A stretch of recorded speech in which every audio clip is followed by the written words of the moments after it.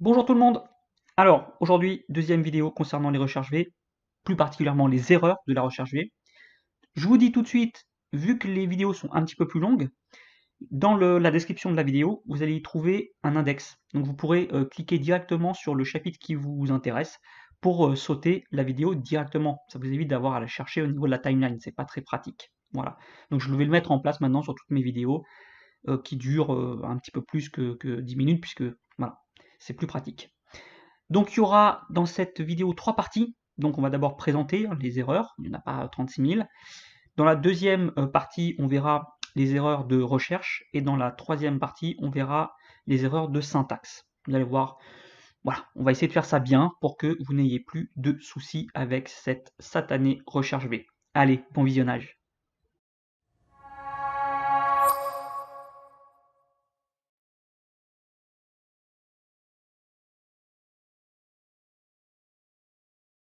En cette première partie, on va voir quelles sont les erreurs. Pour moi, il y en a 3 principales. Les erreurs de la fameuse recherche V. Alors la première erreur que vous allez rencontrer le plus souvent, c'est la fameuse erreur NA, donc dièse NA. Celle-ci, elle veut dire globalement que, en gros, la recherche V ne trouve pas ce que vous lui demandez. Donc ici, par exemple, je vais demander de chercher maths, et ben en gros, elle va pas trouver maths dans ce que je lui ai spécifié comme table de matrice. Voilà. Donc soit parce qu'il y a une erreur dans l'écriture, ou bon, ça, on verra plus tard. La deuxième grosse erreur que vous allez retrouver, c'est l'erreur ref. Donc là, c'est pas vraiment qu'il ne trouve pas, c'est qu'il y a un souci dans les deuxième et troisième arguments. Soit votre table matrice est trop petite et vous cherchez une colonne en dehors d'elle, ou alors vous cherchez la même colonne sur la même colonne qu'est votre valeur cherchée. Bon, en tout cas, il y a un problème entre les colonnes et la table de valeur en elle-même. Voilà. Et la troisième erreur qui revient souvent, c'est l'erreur de syntaxe. C'est-à-dire que vous êtes trompé dans l'écriture de votre recherche V, dans elle se, comment elle s'écrit, comment on la formule. Voilà. Donc vous allez voir, c'est pas très compliqué, mais on va les prendre une par une, on va faire ça proprement, et vous allez voir que vous ne vous tromperez plus.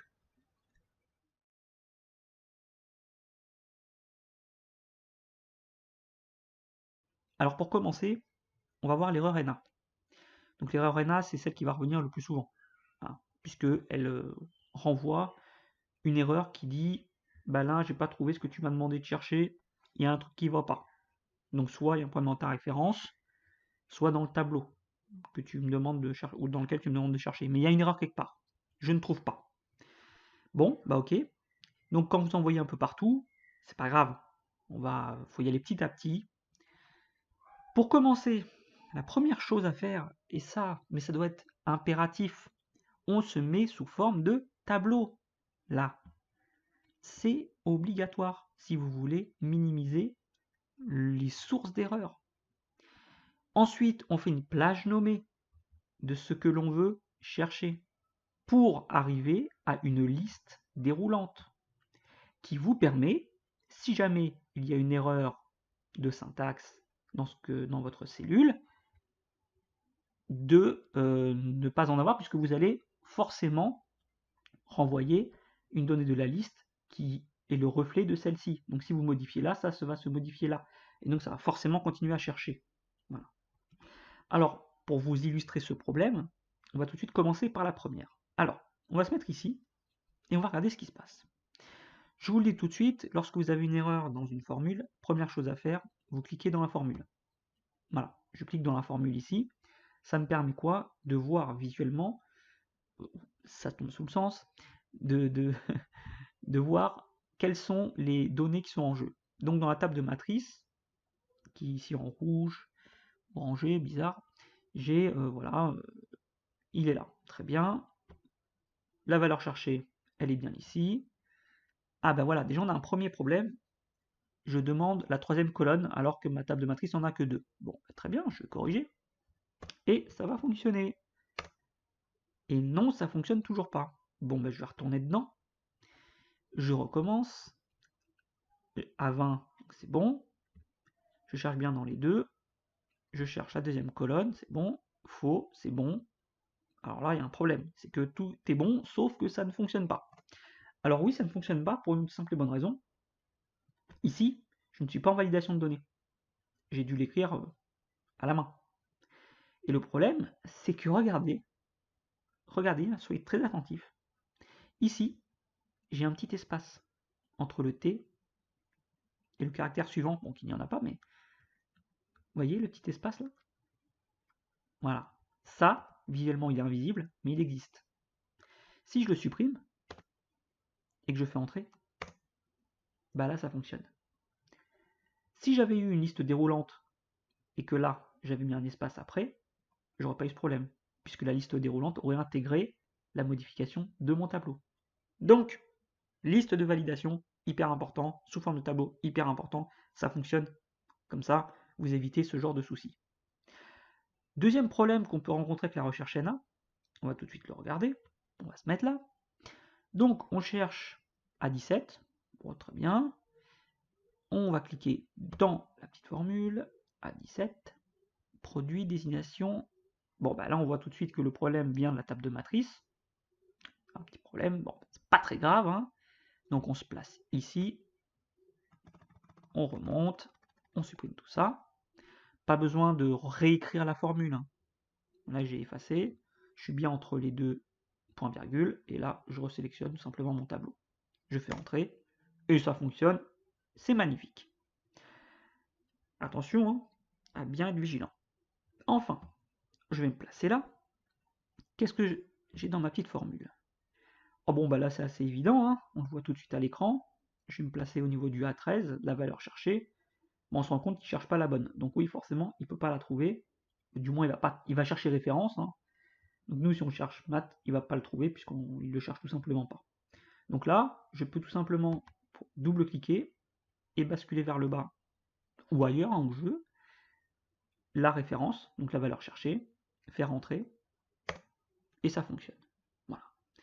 Donc vous voyez, l'erreur NA, en fait, ça va toujours être la même chose, hein. Il va bien falloir faire attention à quelles sont les valeurs cherchées, où est-ce qu'on les cherche, qu'on est sûr que c'est la bonne cellule.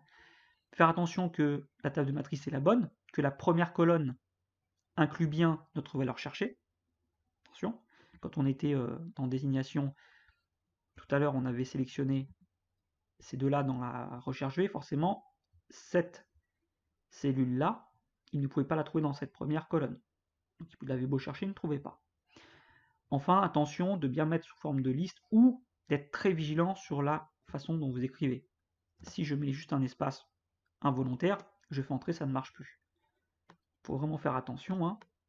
Et le pire, c'est que l'espace est invisible à l'œil nu. Tant qu'on ne clique pas dans la cellule, on ne le voit pas. Donc là, je l'enlève, je fais entrer, ça fonctionne. Voilà.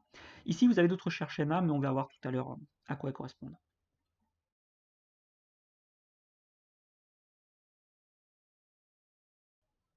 Alors pour l'erreur ref, ça va être un petit peu plus rapide. Vous allez voir parce qu'elle est un peu plus précise du moins. C'est un peu plus simple de comprendre. L'erreur ref en fait va souvent, très souvent, même tout le temps d'ailleurs, voilà, c'est pour vous le dire, vous dire que vous ne cherchez pas dans la bonne table. Vous allez voir ici, je cherche bien à 11, donc c'est pas un souci de chercher à 11. C'est pas un souci de rechercher dans référence désignation. Le souci, c'est si je recherche en dehors de référence désignation. Par exemple, là, je cherche dans la colonne 3. Or, je n'ai que deux colonnes ici. Donc, si je cherche ici, ben, c'est hors de ma table matrice, qui est A et B. Si je cherche en C, en colonne C, forcément, ça ne peut pas fonctionner. Donc ici, il suffit simplement de mettre 2, et ça fonctionne. Donc ça, c'est souvent un problème, référence, entre les deuxième et troisième arguments de la fonction. Donc je rappelle, on a 4 arguments. 1, 2, 3, 4. Et voilà, souvent il y a des problèmes ici. Vous allez rechercher un index de colonne qui n'est pas inclus dans la table matrice. Bon, c'est pas très compliqué, au moins, avec ref, vous savez rapidement où vous devez chercher l'erreur. Maintenant, on va voir le troisième grand type d'erreur, qui est l'erreur de syntaxe, et qui, vous allez voir, se cache derrière le NA, puisque le NA est un peu le fourre-tout de l'erreur de la recherche V, et il est un petit peu plus difficile à appréhender. On y va.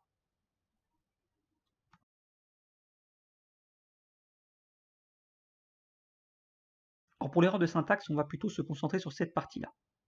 Alors vous voyez que c'est un fourre-tout incroyable, qu'il y a de tout partout et que c'est pas bon, tout simplement. Alors on ne sait pas pourquoi il y en a deux qui sont bons et pas les autres, hein, mais c'est n'importe quoi. Donc pour voir, on va tout supprimer. On va supprimer tout ça. Hop. Donc, ici, H-A-R-E, Arne enfant, c'est bon. Donc, on va se mettre dans la formule. Je cherche quoi G11, donc celle-ci, très bien. Dans quoi Dans A2, B8. A2, B8. Donc, je précise, alors attention, je précise tout de suite. Je suis sous forme de tableau ici. On est d'accord? Or, ici, j'ai une syntaxe qui ne ressemble pas à une forme de tableau. Je l'ai volontairement écrit les données à la main. Vous pouvez le faire. Vous pouvez, même sous forme de tableau, préciser une plage de cellules. Vous n'êtes pas obligé de le sélectionner à la main, vous pouvez l'écrire de toutes lettres. Sauf que là, j'ai simulé comme si vous étiez sur autre chose qu'un tableau. Vous étiez sur des données exactement comme vous avez ici. Mais si vous allez voir, c'est pour la compréhension. Mais ne vous focalisez pas sur le fait qu'ici c'est un tableau. Dites-vous juste que ce sont des cellules. Et que si vous n'êtes pas sous forme de tableau, vous aurez ce type de syntaxe. Voilà. Donc, 2, je cherche dans la deuxième colonne, faux. Donc j'ai 11 access, c'est bon, ok. Maintenant, si ici, je descends ma formule, je vais me retrouver avec des erreurs. Alors pourquoi? En me mettant sur la première, elle est bonne, je sais qu'elle est bonne. Mais si je descends, ben, je me rends compte que ça décale évidemment mon premier argument G11 en G12, puisque du coup je lui demandais de chercher le deuxième, c'est très bien. Sauf que si vous regardez bien, il me décale également la table de matrice.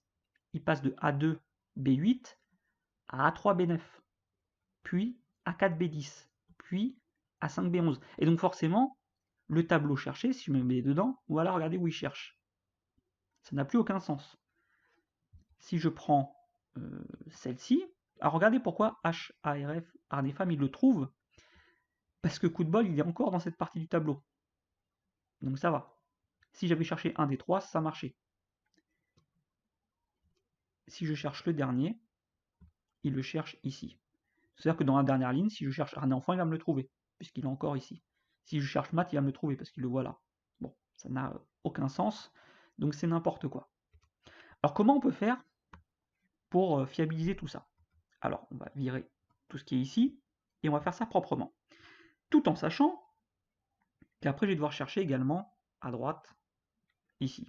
Alors, on va faire en sorte, juste avec cette formule ici, on va faire en sorte que on puisse tirer les formules en bas et à droite et que ça fonctionne quoi qu'il arrive. Sans devoir réécrire à chaque fois toutes les formules, c'est fastidieux. Alors, vous vous rappelez, je vous ai parlé du dollar. Le dollar permet de figer une cellule, une colonne ou une ligne pour que lorsque vous recopiez, ça reste ce que vous avez figé. Donc je rappelle, je me mets par exemple dans G11, peu importe où je me mets, je fais F4, ça me met des dollars devant le G et devant le 11. Ça veut dire que le dollar devant le G va bloquer la colonne G. Le dollar devant le 11 va bloquer la colonne 11. Donc ça veut dire quoi concrètement? Ça veut dire que si je tire ma formule vers la droite, donc ici de H à I, en bloquant le 11, le G, pardon, il va rester G et ne va pas décaler à H. Et ça, c'est ce qui m'intéresse. Si je descends vers le bas, si je tire ma formule vers le bas, il va me bloquer le 11 et va avoir comme seul argument de recherche toujours G11. Là, ce n'est pas ce qui m'intéresse. Donc je vais débloquer le 11. Alors pour le débloquer, c'est simple, juste à supprimer le dollar. Et donc là, ça veut dire que seule la colonne G va rester G. Par contre, en tirant vers le bas, ça va faire G, 11, 12, 13, 14, 15, jusqu'à 17. Voilà. Ça, c'est souple, hein, où on peut s'amuser à bloquer soit les lignes, soit les colonnes, soit les deux. Mais là, je veux que, en allant vers la droite, il reste à G, mais qu'il continue à descendre quoi qu'il arrive. Donc ça, c'est très bien. Maintenant, je veux que mon tableau qui est ici pareil, on va avoir la même réflexion. Bon, je veux qu'il se fige. Alors si je le fige entièrement, complètement, c'est très bien. Sauf que, moi ce qui m'intéresse, c'est qu'en décalant, en tirant la formule vers la droite, et ben à chaque fois il décale d'une colonne. Puisque prior tax va se retrouver une colonne plus loin, je veux que mon tableau agrandisse aussi d'une colonne. Ça c'est intéressant. Alors, comment je vais faire? A2, de toute façon restera A2, puisque c'est la première en haut à gauche, elle ne bougera plus. Donc lui, je lui mets un petit F4, lui je le verrouille, A2 restera 2, c'est la première, elle ne bougera plus. Très bien. Par contre, B, lui, je veux que B se décale d'une colonne à chaque fois. Donc quand je vais chercher prior tax, bah, que la colonne ne soit plus B, que ce ne soit plus AB mais ABC. Quand j'arrive à TVA, que ce soit ABCD. Et donc pour ça, je vais uniquement figer la ligne. Alors je fais F4, F4. Si j'appuie plusieurs fois sur F4, en fait, ça fait tout simplement basculer le dollar, ou alors je l'écris à la main. Voilà, F4, F4. Et je bloque la ligne du bas. Bien évidemment, si en bas vous êtes amené à mettre d'autres lignes dans votre tableau, vous ne le bloquez pas. Vous le laissez libre. Seule la première compte. Là, je fais Entrée. Donc j'ai toujours la bonne réponse. Donc ça, c'est une erreur de syntaxe qu'on retrouve parce qu'on écrit mal. Ici, on ne fiche pas les bons éléments. Donc là, normalement, si je descends vers le bas, là, ça fonctionne, puisque du coup, ici, j'ai bien G11, mais regardez ce qui va se passer ici. Regardez bien, c'est intéressant. Je vais descendre d'une ligne, je cherche bien G12, toujours en B8, je cherche G13, toujours de A2 à B8, puisque, référence désignation, je n'ai besoin que de 2 colonnes. Donc pour l'instant, tout fonctionne bien. Maintenant, ça va être intéressant de tirer ici. Si je tire ma formule, il me remet harnais enfant. Alors, c'est pas vraiment ce que je cherchais. Par contre, regardez bien ce qu'il m'a fait. Il me cherche toujours G11, c'est bien. Toujours de A2, mais à C8. Il m'a intégré, hop, il m'a intégré cette colonne-là, puisque je ne l'ai pas bloquée, je l'agrandis de manière dynamique en tirant. Pas besoin de le réécrire. Par contre, vous voyez que malheureusement, il me remet harnais enfant. Oui, parce que je cherche toujours en 2. Donc je n'aurai que ici à changer, puisque maintenant je cherche en colonne 3. 1, 2, 3. Je fais entrer, et j'ai plus qu'à tirer ma formule. Puisqu'évidemment, pareil, on se met là, j'ai 13, j'ai 14, j'ai 15, j'ai 16, j'ai 17. Alors, les formats, peu importe, hein, format de cellule. Je vais tirer ici, et donc même combat. Il me cherche toujours G11, toujours de A2 à D8, mais du coup maintenant je cherche la quatrième colonne. L'avantage c'est que vous n'avez que le numéro de colonne à changer avec cette méthode. Et enfin, je tire, hop, je me mets là, et je cherche la cinquième colonne. Ça vous permet dynamiquement d'avancer les colonnes du tableau. Et là, j'ai plus qu'à double-cliquer sur le petit angle en bas à droite. Ici, me mettre en monétaire. Ici également. Et en quelques secondes, quand vous connaissez bien le système, vous remplissez intégralement votre tableau avec des recherches B. Et maintenant, si vous faites des modifications dans votre tableau, harnais homme, admettons que je vais y rajouter un S, hein, automatiquement ici, ça va se remettre à jour. Voyez. Harnais pour femme, pareil. Si ici c'est plus 200, mais 500 grammes, ça fonctionne, etc., etc. Vous voyez que ça fonctionne très très bien. Donc les erreurs de syntaxe, elles viennent souvent de ça, quand vous tirez et que vous ne travaillez pas sous forme de tableau. Donc vous voyez qu'au final, on revient toujours aux mêmes choses. Il faut aller sous forme de tableau, il faut faire des validations de données via des plages nommées, ça fiabilise énormément vos recherches V. Par exemple, hop, ici, maths, voilà, ça fonctionne, vous voyez, parce que je suis en validation de données, et que en figeant les bons arguments au bon endroit, ça permet, pardon, j'ai un peu de mal, ça permet de pouvoir tirer sur tout le tableau rapidement toutes les formules pour les avoir et qu'elles soient fiables, efficaces. Et normalement, je dis bien normalement, si vous avez bien suivi ce tutoriel aujourd'hui, vous ne devriez plus avoir de soucis avec cette recherche V.